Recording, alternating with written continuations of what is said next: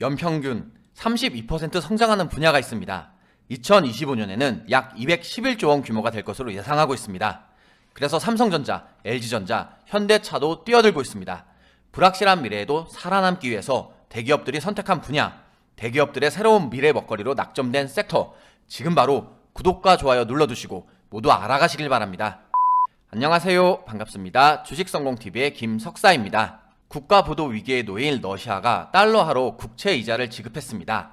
16일이 고비일 것으로 예상되었던 채무불이행, 즉 디폴트 위기를 일단 넘길 수 있을 것으로 보입니다. 국제 신용평가사 S&P는 신용등급을 종전 CCC-에서 CC로 한 단계 추가 하향했습니다. 이는 디폴트 등급보다 2단계 위입니다.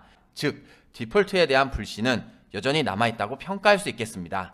그럼에도 불구하고 러시아 이자 지급 소식과 FOMC 불확실성 해소에 미 3대 증시는 모두 상승세를 이어갔습니다. 그래서 국내 증시도 장 시작 전에 상승 기대감이 있었습니다. 하지만 결과적으로 금요일 국내 증시는 쉬어가는 모습입니다. 나쁘진 않지만 다소 아쉬운 결과입니다. 물론 지난 2일간 악재가 다소 해소되며 상승 흐름을 보여주기는 했습니다. 주봉 차트를 보면 아직 올해 바닥권에 머물고 있습니다. 여기서 반등이 시작된다면 더없이 좋겠지만 이 지지라인을 뚫고 하락의 가능성도 있는 것입니다. 이렇게 변동성이 큰 상황에서도 옥석을 가려낼 수만 있다면 좋은 결과를 계속해서 만들 수 있습니다. 매주 관심 종목에서 좋은 흐름을 보여주는 종목들이 끊임없이 나오고 있습니다. 지금 보시는 차트는 지난주 관심 종목으로 알려드렸던 우리조명 차트입니다. 지금 보시는 것처럼 아직 추세가 이어지고 있습니다. 따라서 아직 관심을 갖고 봐도 괜찮은 종목이 되겠습니다. 금요일 캔들이 전 고점을 살짝 넘겼지만 매물대가 단기 저항 라인으로 작용을 하고 있습니다. 따라서 현재의 저항 라인을 지지 라인으로 바꿔줄 수 있다면 관심을 갖고 더 지켜봐도 괜찮은 종목이 되겠습니다. 같은 날 말씀드렸던 클래시스 차트입니다. 이 종목 역시 대통령이 결정되고 변화하는 코로나 정책 기조에 한 발 빠르게 움직이자고 말씀드렸던 종목입니다. 그런데 이 종목 역시 아직 좋은 흐름이 이어지고 있습니다. 조금 더 기대를 해볼 수 있는 종목이 되겠습니다. 이렇게 한 주를 남들보다 한 발 빠르게 시작하시는 분들은 수익과 성과 역시 남들보다 빠르게 더 커질 수밖에 없습니다. 증시는 어렵지만 여러분들의 계좌는 어렵지 않기를 바랍니다. 그래서 매주 관심 종목을 통해 여러분들의 안목을 높이고 수익을 높이기 위해 노력하고 있습니다. 여러분께서 관심 종목을 정리하고 매매에도 참여하고 있는지 댓글로 알려주시면 좋겠습니다. 관심 종목에 대한 습관이 잘 들어있는지 궁금합니다. 또한 매번 부지런히 댓글을 달아주시는 모든 분들 고맙습니다. 잘 지켜보고 있습니다. 여러분들의 적극적인 반응이 영상을 만드는 데 도움이 됩니다. 앞으로도 좋은 영상과 좋은 종목으로 계속해서 김석사가 함께 하겠습니다. 오늘은 다음 한 주를 미리 준비하는 관심 종목을 살펴보는 시간입니다. 삼성전자가 미래를 이끌 신사업으로 로봇으로 낙점했습니다. 연구개발과 인수 합병 등을 통해 적극 육성하기로 했습니다. 사실 삼성전자는 이미 로봇 사업에서 성과를 내고 있기는 합니다. 지난 2019년에는 노약자 돌봄 로봇인 삼성봇 퀘어를 선보였고 2020년에는 지능형 반려 로봇 볼리도 공개했습니다. 그렇다면 삼성전자는 왜 로봇을 신사업으로 택했을까요? 국제로봇연맹에 따르면 로봇 시장은 연평균 32% 성장한다고 합니다. 그래서 2025년에는 약 211조 원 규모로 커질 것으로 전망하고 있습니다.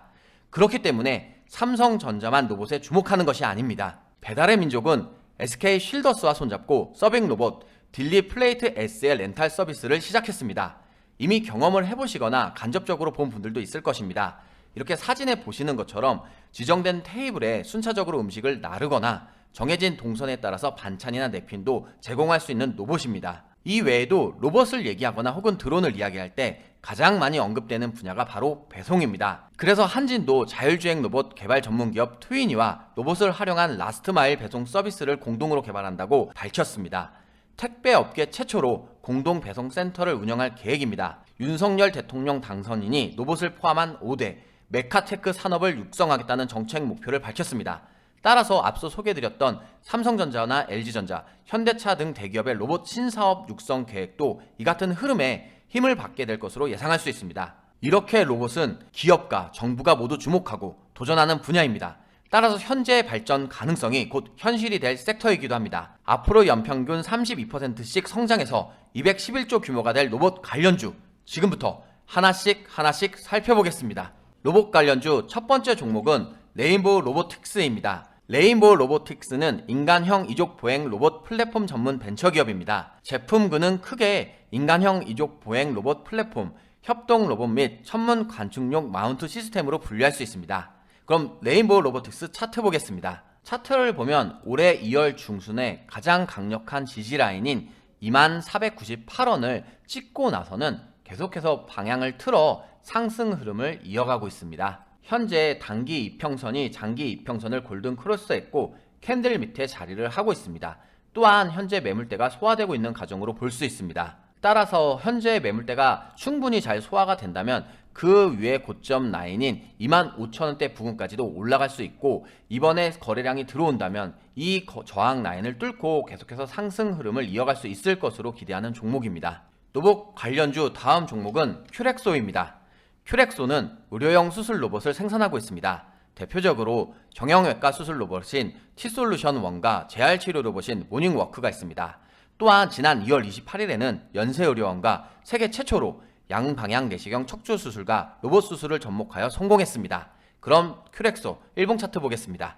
일봉 차트를 보면 올해 저점을 높여주며 상승 흐름을 이어가려 하고 있습니다. 특히 2월달 이후로는 가장 강력한 지지라인으로 볼 수 있는 7,100원대를 계속해서 잘 지켜준 모습입니다. 3월달에도 현재 이동평균선도 정별로 자리한 가운데 캔들 밑에 자리 잡은 것이 기대를 하게 합니다. 또한 금요일 캔들이 앞선 고점 라인을 몸통으로 뚫었습니다. 하지만 현재 매물대가 단기 저항 라인으로 작용할 수 있다는 점과 거래량이 다소 부족하다는 것은 주의가 필요하겠습니다. 이번 종목은 TPC입니다. TPC는 락교 로봇과 공장 자동화 부품을 생산하고 있습니다. 또한 신규 사업으로 협동 로봇 전략팀을 운영하고 있습니다. 그럼 TPC 일봉 차트 바로 보겠습니다. TPC 일봉 차트를 보면 올해 들어서 지난 1년간 가장 높은 가격이었던 6,560원을 기록한 이후로 계속해서 하락했습니다.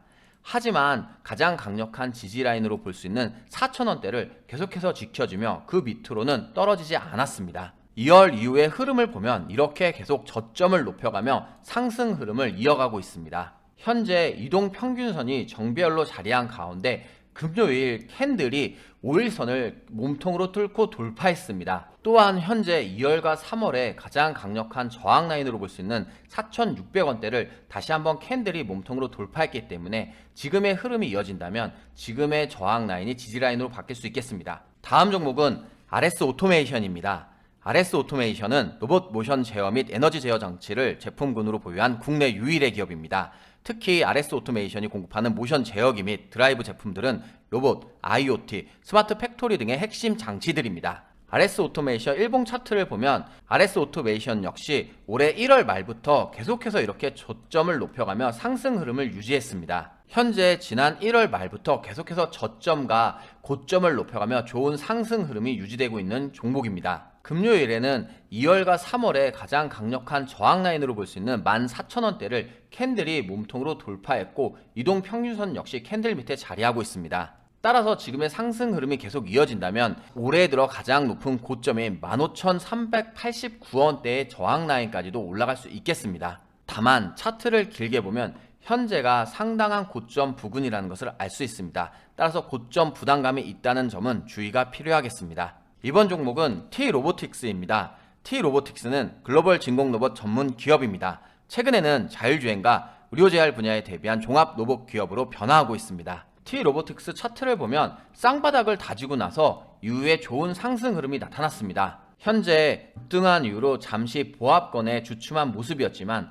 이동평균선이 정배열로 자리한 가운데 매물대가 소화되고 있는 과정으로 생각할 수 있습니다. 따라서 현재 상승 흐름이 계속 이어져서 지난 겨울에 가장 강력한 저항 라인이었던 1108원 라인까지도 상승할 수 있을 것으로 기대합니다. 이렇게 로봇 관련주들을 살펴봤습니다. 금요일을 시작으로 전국에 봄비가 내린 것 같았습니다. 반도체에도 봄날이 오고 있습니다. 짧은 겨울을 보낸 메모리 반도체에 봄날이 성큼 다가오고 있는 것입니다. 구체적으로 2분기부터는 회복세를 보일 것으로 전망하고 있습니다. 전통적으로 1분기는 비수기인데 예상보다 메모리 반도체의 수요가 견조했습니다. 2분기에는 반도체 수급 상황이 더 빠듯해질 가능성이 보이고 있습니다. 따라서 2분기부터 가격 변동과 수요 급증으로 메모리 반도체 업체들의 실적 개선으로 이어질 것으로 예상할 수 있겠습니다. 또한 최근에는 미국 반도체 제조업체 인텔이 세계 반도체 산업의 불균형을 해소하기 위해서 유럽 전역에 최대 800억 유로 투자 공급 확장하겠다는 야심찬 계획을 발표했습니다. 앞으로 10년간 투자할 계획이라고 밝혔는데 그 이유가 반도체 공급망의 필요성을 해결하기 위해서라고 했습니다. 즉 반대로 생각하면 현재 매우 부족하다는 것을 알 수 있습니다. 최근 반도체가 자동차에서 스마트폰, 게임기에 이르기까지 모든 것에서 전자두뇌 역할을 하고 있습니다. 따라서 쓰이는 곳이 점점 더 많아지고 있다라고 이해를 할 수 있겠습니다. 이렇게 앞으로 활용도가 점점 더 많아지고 현재 공급 부족이 나타나고 있는 분야를 주목해야 할 것입니다. 따라서 지금부터는 반도체 관련주를 한번 살펴보겠습니다. 반도체 관련주 첫 번째 종목은 대덕전자입니다. 대덕전자는 첨단 PCB, 즉 인쇄로 기판을 반도체 및 모바일 통신기기 등에 공급하고 있는 기업입니다. 대덕전자 일봉 차트를 보면 저점을 높여가며 계속해서 상승했습니다.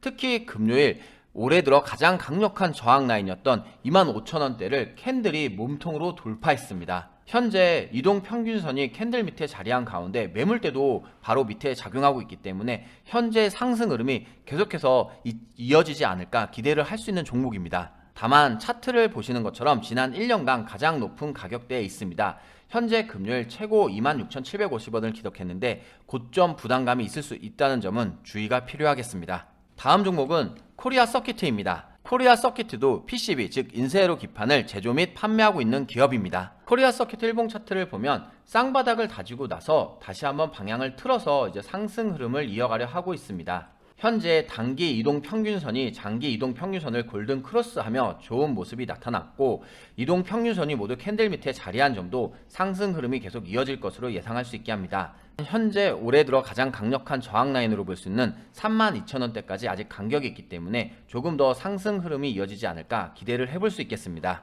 이번 종목은 이수페타시스입니다. 이수페타시스도 인쇄로 기판, 즉 PCB를 제조하고 판매를 하는 기업입니다. 이수페타시스 차트를 보면 올해 들어 시장 상황이 좋지 않을 때도 가장 강력한 지지 라인인 6,200원대를 계속해서 잘 지켜주었습니다. 3월 중순에도 다시 한번 지지 라인을 딛고 나서는 계속해서 상승 흐름을 이어가고 있습니다. 현재 단기 이동 평균선이 장기 이동 평균선을 골든 크로스했고 금요일 캔들이 21선을 몸통으로 돌파했습니다. 또한 6,900원대의 저항 라인도 몸통으로 캔들이 돌파했기 때문에 7,200원대까지도 계속해서 상승 흐름이 이어지지 않을까 기대를 해보게 됩니다. 다만 이 라인에 다시 한번 맞고 떨어질 수 있다는 점은 주의가 필요하겠습니다. 주말을 통해서 주식성공TV의 관심 종목을 정리하는 것뿐만 아니라 투자 달력을 통해서 한 주의 일정을 미리 한번 체크해 보시길 바랍니다.